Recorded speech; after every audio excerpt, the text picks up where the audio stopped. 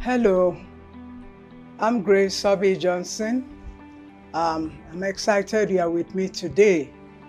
I've been taking some series on team leadership, and on this to lead of your more than one in a department to from a can have missions that are maybe up to 20 the size of over for leaders must if you must of your way to acquire people management skills. Remember, your greatest asset are your talents. And there has to be knowledge as to how to retain talents. If you don't have that knowledge, then you have the high turnover. So for a leader who must lead teams, it is mandatory for you give yourself that mandate that you need to acquire skills for managing people. A team is made up of different personality types: the loud, the withdrawn, the agreeable personality, the unagreeable personality, the avoidance behavioral types, the opinionated ones, and more. How would a team leader manage these diversities?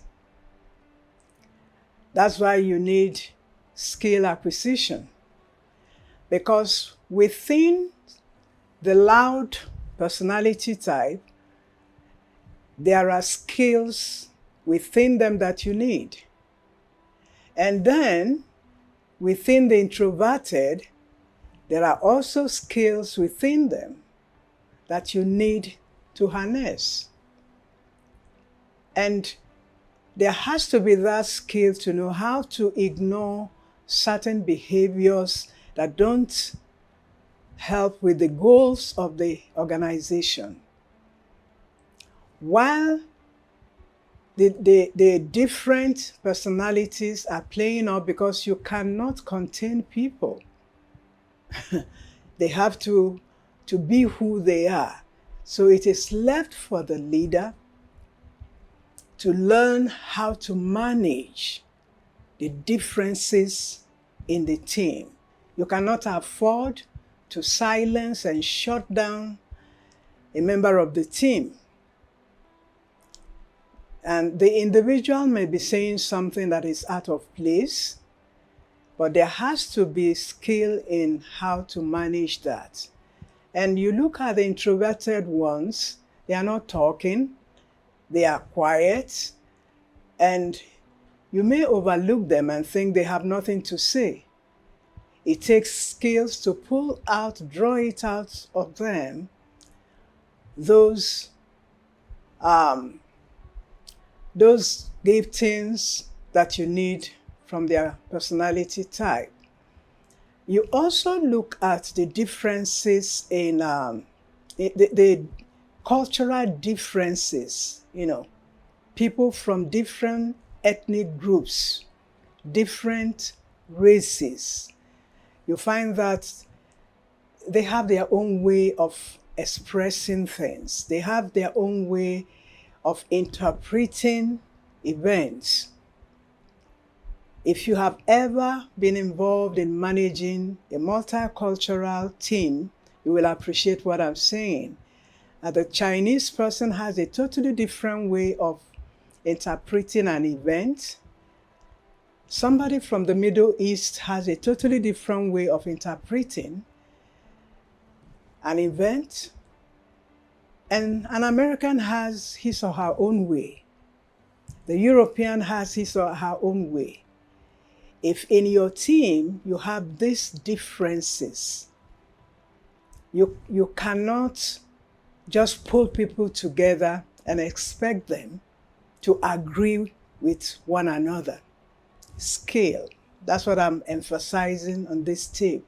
It is important that you acquire skills for people management. Growing together as a team is a process. It's a process of understanding the individual members' personality types. Over time, understanding each other's strengths and weaknesses will require becoming more skillful in moderating responses as well as anticipating one from another's next move.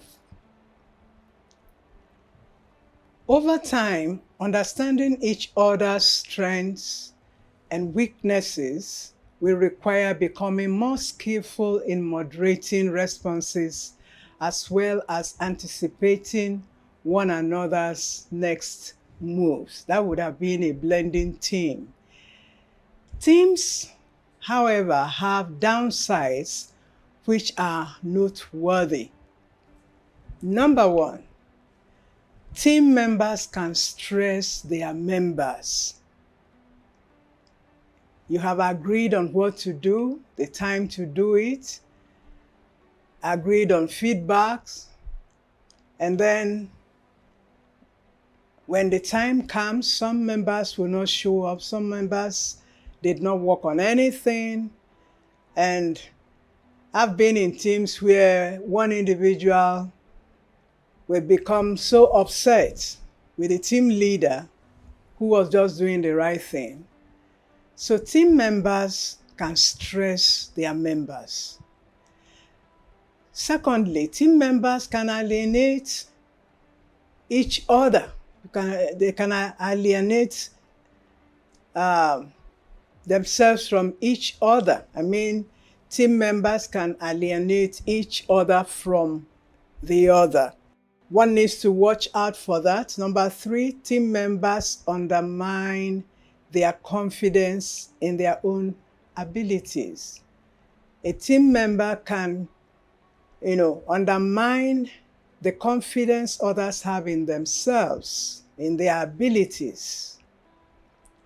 So these are the downsides.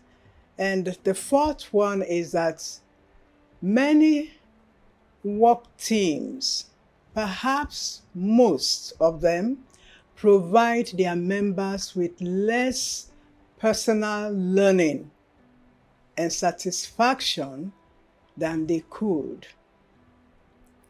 In a team, some members may choose not to contribute, not to say anything.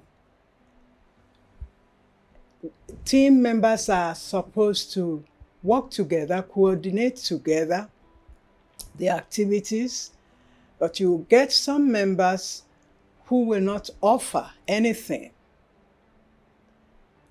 It is imperative that leaders acquire skills for people management, because to win in your organization is to win with people. Teams don't just happen. Leaders must engage team members in regular trainings. That word engage is critical there. Leaders must engage team members in regular trainings. See you in the next tip. To watch more of our videos on people-focused leadership contents, like and subscribe to our YouTube channel. Click on the notification bell to be notified when we drop new content.